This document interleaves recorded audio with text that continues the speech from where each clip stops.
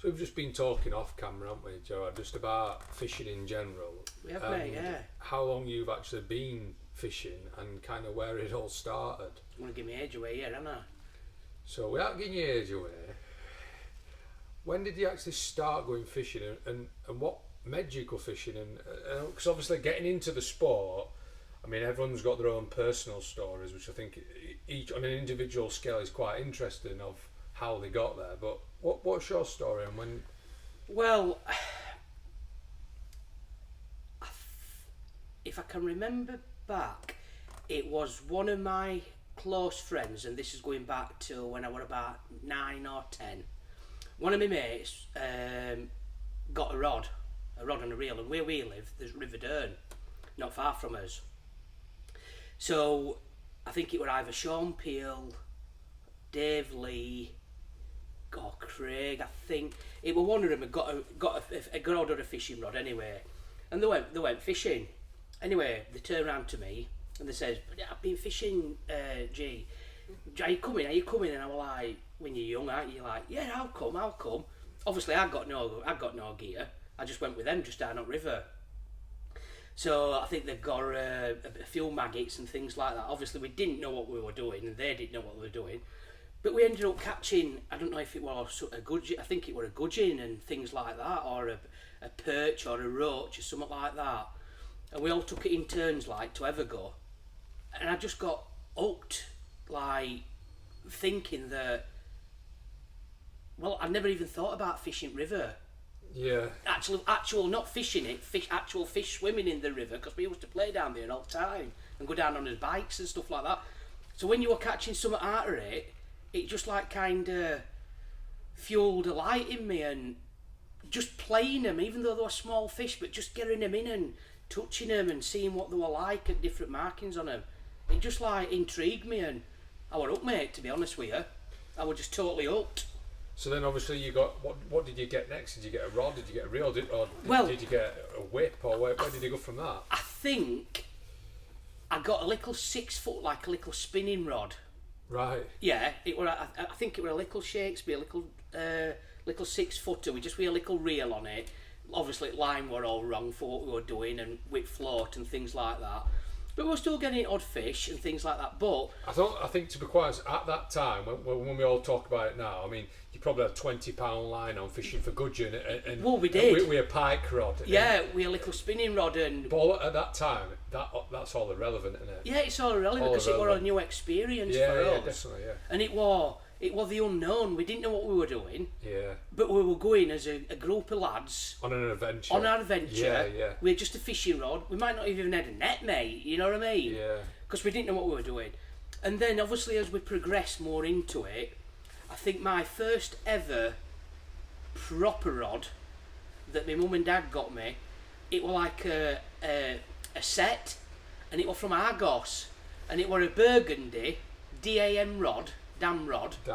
Yeah, with floats and shot and everything that you got, and I had so much fun with that rod. I think you got a little round maggot tub as well. Obviously not with maggots in it, but shot, floats, hooks, little round maggot tub.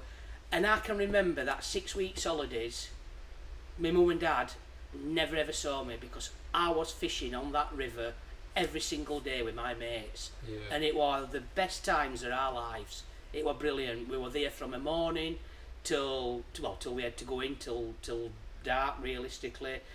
And it was best 6 weeks holidays I've ever had, mate. Because it was a different adventure, everything. I think we caught a trout. Then we started getting a few bigger fish, and it was just a buzz, mate. It was just a total buzz. And I've still got a lot of photos, mate, from when I was like 9-10 years old.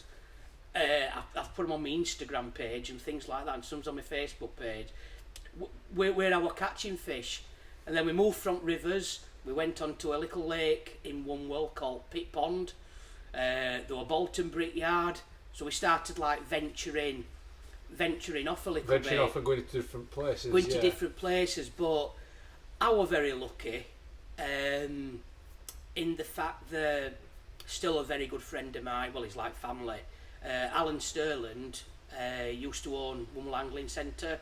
A lot of respect for Alan. He's basically like my second dad.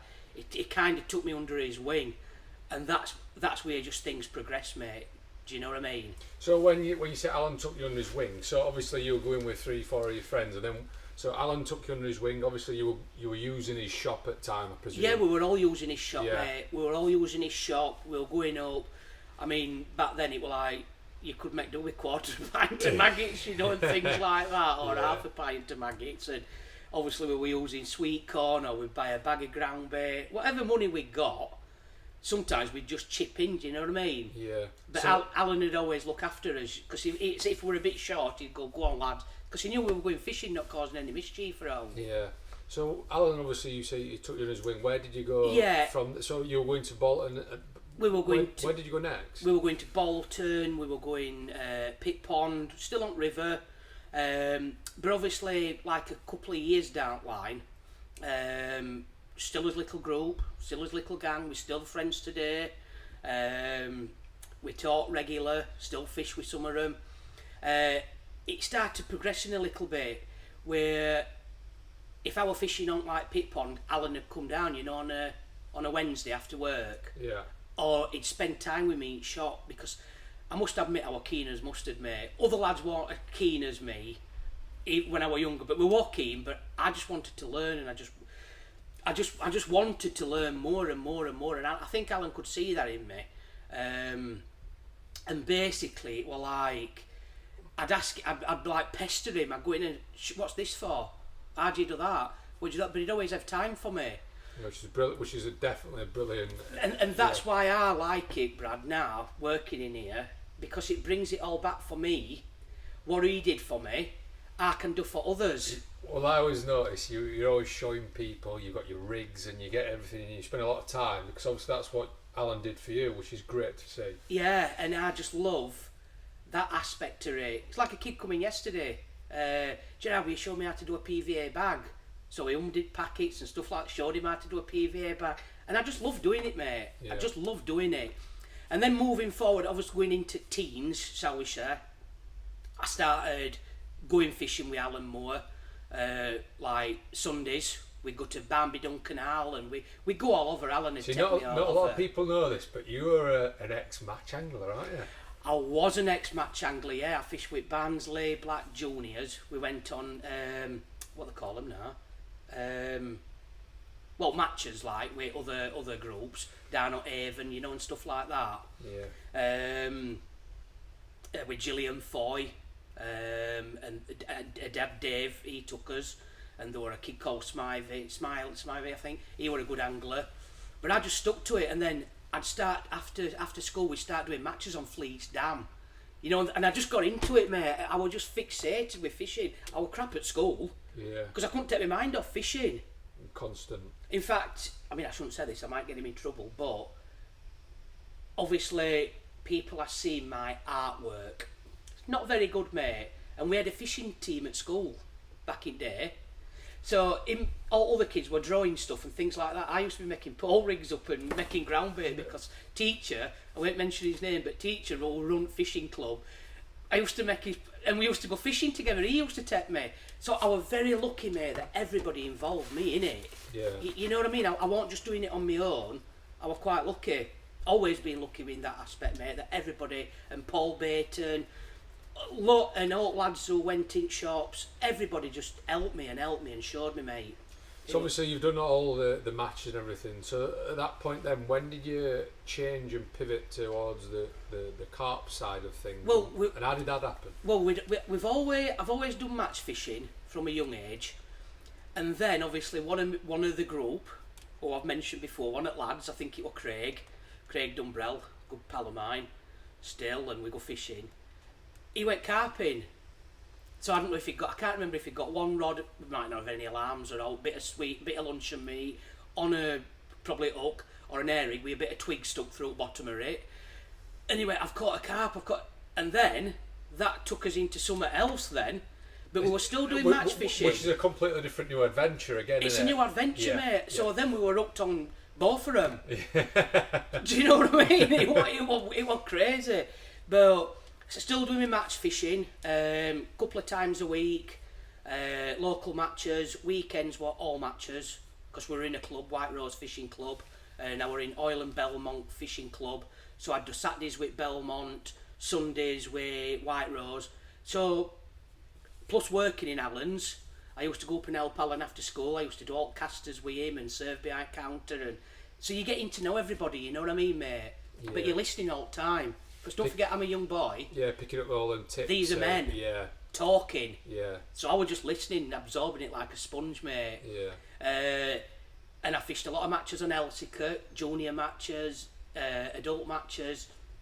The funniest thing is that a lot of men, I fished a lot on Worsborough, all big matches, but because I wasn't 18, because I were up there, like I was taking money off men. They didn't like it and they tried to get me banned because obviously I wasn't 18, old enough to gamble.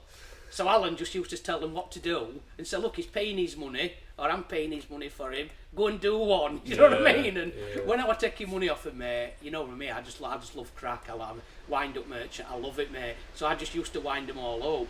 It was brilliant, mate. And I still see them guys, because they come in shop now, I used to fit like Alan, I've been next to Alan on Worsborough, Jimmy Leach, I've been with all of them, mate, you know what I mean? Yeah. So it's brilliant to see them all. It's brilliant to see them all. But going back to carping, yeah, I think we used to go to Cushworth Hall, Willigarth were a big stomping ground for us. We used to go to Willigarth, Bolton Bricky, but again, mate, it was just, we didn't know really what we were doing, but we were catching bigger fish now. So we're having photos with bigger carp. Yeah. And it's just a buzz, mate. It's just a total buzz, you know, all through my childhood. So at what point then did you realise you wanted to just sort of commit to carp fishing and kind of not ditch match fishing completely, but kind of just? Well, obviously when you come into that age of 18 and 19, obviously other things cross your mind, don't they? Like going to nightclub and going to pub and things like that, blah blah blah blah.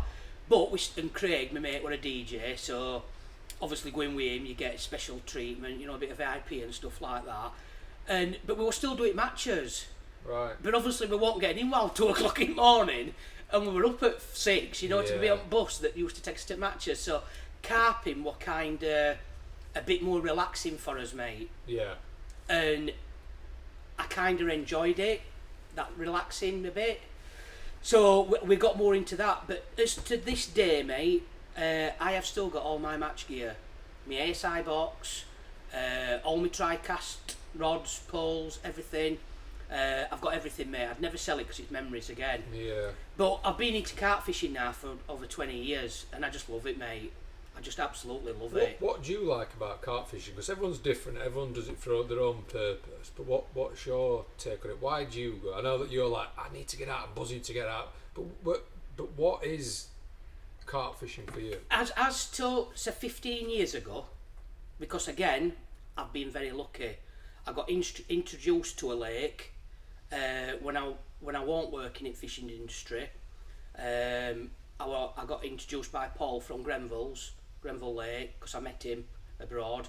So he invited me to Grenville. This is going back like 10 years, 11 years. And on Grenville, there were like Sir Max Cottis, who was a very, very good friend of mine. I owe a lot to Max because he took me under his wing, and I actually started working for Max as my first time as a fishing rep. I met like your likes of Sean Hutchinson, Sean Harrison, not name dropping, I'm just telling you, but that then took me into a different level of being in with people, do you know what I mean? Yeah. And that's the next level up in angling. And like I said, I owe a lot to Max, hell of a lot to Max, because he took me under his wing. I learned so much with carp fishing through Max, fishing different lakes. He took me abroad and things like Alan took me to Ireland and Holland.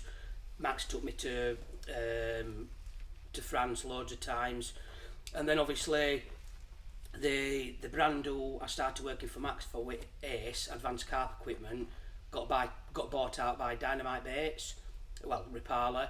So then I moved over to Dynamite Baits, and then that just opened a new world to me, mate. Yeah. Then I were in the fishing industry.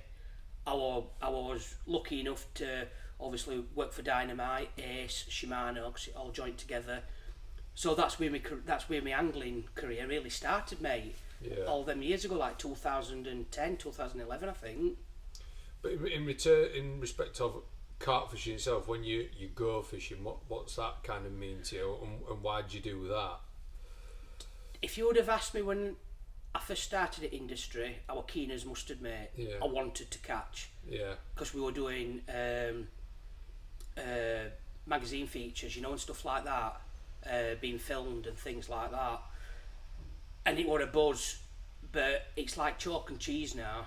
I want to say you do mention quite a lot that you aren't caught and you're not bothered, which seems crazy, doesn't it? It seems crazy because ask me 15 years ago, mate, when I started the industry, I was keen as mustard. I'd fly all over the country chasing fish, trying to catch fish. I was on some fantastic syndicates, fishing some fantastic waters. But at the end of it, I can honestly say that I didn't enjoy it, mate. Yeah. Because it kind of took everything away that I'd built up from being 9-10 year old. It was you had to catch fish. And obviously I presume it's pressure. A lot of pressure, mate. And stress trying to get there, do that, do this, tickets, food, prep. Everything, mate. Don't forget you're working a full-time job as well. Yeah. If you ask me now, Brad, and it's been like that for the last few years, which you know I've known you a lot of years, mate. For me now, I'm getting a bit older. I'm 48 this month, so I have told you my age. So that's how long I've been fishing from 9-year-old. So it's been nearly, 40 years, isn't it? Yeah. 35, 40 years. For me now, mate, it's relaxing. Escapism. Yeah. Escaping the rat race, peace and quiet, the camping element, watching nature, obviously putting as much effort in as I can because I do want to catch fish, but even now, mate, it's enjoying it. Yeah. It's just relaxing and enjoying it. I can go to a lake and not even put my rods out. Well, I'm going to say that we spoke about this, didn't we? You've gone to a lake, which we're not going to say where it was, but you went just to get away, and you didn't even put your rods out. You slept all night. You switched your phone off. And in the morning, then that's when you start to do your fishing. But you had probably 12 hours there, just with nature. Just with nature, mate. And I'll be honest. Obviously, I had some nice food. Yeah. I think I cracked a beer open or a cup or a bottle of wine or something. And I sat there, fresh air, sun were out. Obviously, I did my prep for the morning, like I'd led about, put a bit of bait in, but I just sat there, mate, and I thought, why rush? Yeah. I'm here for like 3 or 4 days. Why do I need to rush? Why do I need to put myself through it? And this particular lake has got no mad fish, no crazy fish, and no like big fish in it, as it as such. No, not really. I mean, obviously there's a few 40s in it, but that trip wasn't designed for me to go 110% angling. Yeah. I always put 100% into my angling, but usually I always go that extra mile. But this was more to escape, to get away, to relax, to unwind, and just watching wildlife, mate. Yeah. And watching water to see fish, see where they are, watching other people to see what they're doing. Yeah. And I come back like a new man. Yeah, I'm going to say, yeah. I come back like a new man, mate, because you went, have you caught it? I went, no. They went, you cracked out laughing. I went, I didn't really fish. You went, you're off your head, you G. I went, I know, but I loved it. Yeah. Do you know what I mean? Yeah. I moved once. I moved from one lake to another lake, so that's effort. But it is the camping element now, mate. I know it sounds stupid when you go fishing, but it is. I bring that camping side into it because I love doing what I do to make it a whole. Do you know what I mean? Yeah. Obviously, it's 80% fishing, 20% camping, but I bring it into all as one. Yeah. Where before I'd just be 110 mile an hour, mate, trying to catch fish. Yeah. So, but my advice is, and I'm not one of these top anglers. I don't progress to say I am or anything like that, Brad. What I love doing is enjoying it, but I love seeing kids out on bank. Yeah. You know how many kids we get in here, mate, don't you? Yeah. And I've got obviously I've got to work, but I've got all time of day for them to show them and things like that. Hence, last weekend, because I've had my hand up, I did my coaching course with my mate Tom. So obviously, so we can bring the young ones into our sport, mate. Yeah. So that's what it's more about now, mate. Giving a little bit. Yeah. Giving. What you've obviously had with Alan. With Alan and Max and Paul Baton and everybody who was involved. In fact, mate, it's quite funny because everybody who I fish with more or less comes in this shop now, and that's from 30 years ago. Yeah. And they're like, hey up G, I'm like, hey up mate, hey up bud. So I see them all. Yeah. Oh, So fantastic. it's great, but respect as well, Brad. I respect the people who took time for me, mate. Like I said, big shout out to Alan Sterling, Paul Baton is not with us now, Max, for taking me under the wings, because I don't think I probably wouldn't be where I am now, mate, if it weren't for them guys. Yeah, no, So fantastic. it's just that bit of respect and loyalty, mate, to them guys.